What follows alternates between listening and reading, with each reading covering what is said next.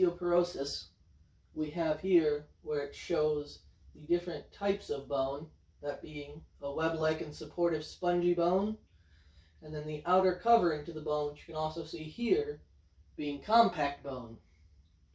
Now, the reason this is important is as far as the disease of osteoporosis, as we get older, especially in women,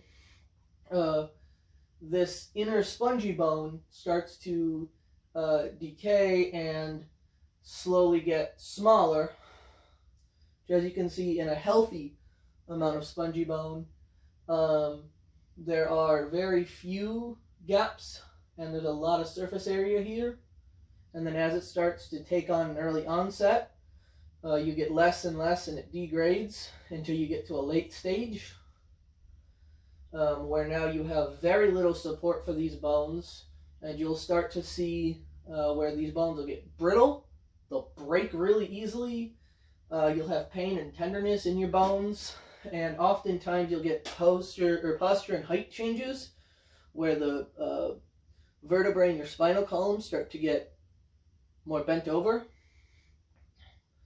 Now, there's risk factors for these, mainly being a history of bone fractures, being underweight, illnesses or medication that weakness bones, and family history, and being females tend to have a higher risk of these. Now, as we age, our bones tend to get broken down by the body, especially if we're not using them or due to a deficiency in vitamin D or calcium. And you can reduce your risk and slow progression by obviously avoiding fracturing bones, taking in more vitamin D and calcium, and then there's also some exercises over here that'll help. Mainly oatmeal, and you want ones that have been fortified specifically with calcium. And milk will have calcium and vitamin D in it, as will oftentimes baked beans.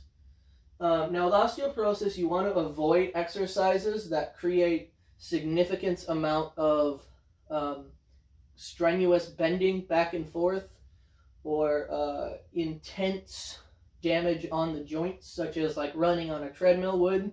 So instead, things like cycling are recommended. Squats, although that does have some bending to it, if you do it slow and in controlled movements, you'll be fine. And it helps to build up a lot of your lower body strength. Back rows you can do at home. A lot of people do them with jugs of like water, rice, other things. And then things that help with flexibility, like yoga, are a great support for it. Because as you start getting these bones being brittle, they're not as flexible.